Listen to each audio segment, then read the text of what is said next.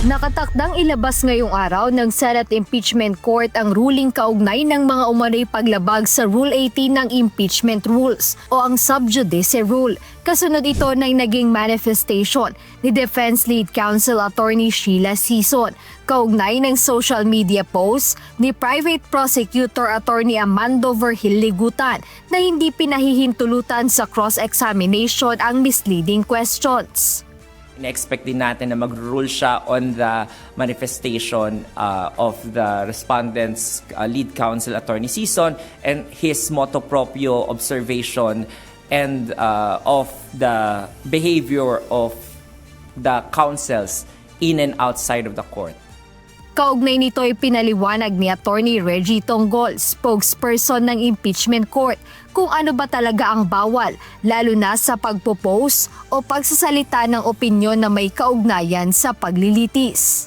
Ang bawal po ay ang pagpo-post at pagko-comment ng ating mga counsels, parties, pati po ang private counsels at pati ng senator judges ng mga ukol po sa merito ng kaso. Kasama po dyan kung ito pong mga post na to ay nakakasira sa integridad at credibility po ng proseso ng impeachment. Kasama rin po dyan yung duty po ng bawat abogado na under the Code of Professional Responsibility and Accountability na hindi po dapat mag-trial by publicity at hindi rin po dapat siraan ang kapwa abogado.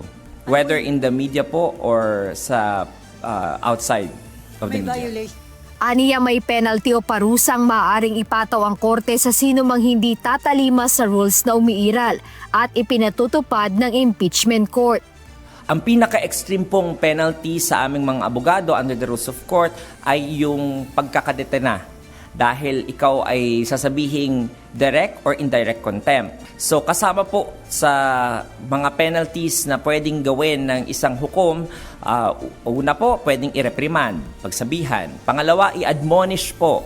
Pangatlo po, pwedeng pagbayarin ng fine. Pang-apat po, pwedeng i-revoke ang kanilang appearance. Pang-lima po, yun po yung pagdedetana hanggat ikaw po ay sumunod doon sa order ng korte or within a specific time. Samantala dahil natapos na ang ika-4 na testigo ng prosecution para sa Article 1 ng impeachment laban kay Vice President Sara Duterte, inaasahan ngayong araw ang pagharap ni House Legislative Archives Division Chief Marivic Pareja. Ayon kay Attorney Tonggol, matapos pagbigyan ng korte ang hiling na judicial notice ng prosecution para sa official records ng ilang House Committee hearings, inaasahang hindi magiging mahaba o matagal ang pagharap ni Pareja sa impeachment court, kaya naman posible na may isa pang witness ang sumailalim sa pagsusuri.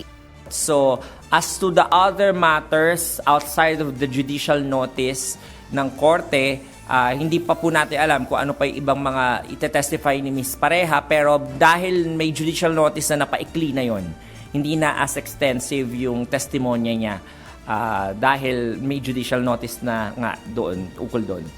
So, mas maikli po yon, so baka dalawa po ang witness na mailatag. Nakatakdang sundan si Pareja ng ilang dating Special Disbursing Officer ng Office of the Vice President at Department of Education.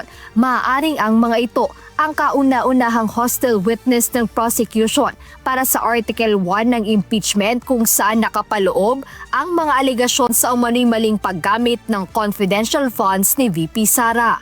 Jed Neresina, humahataw sa Balita Ngayon.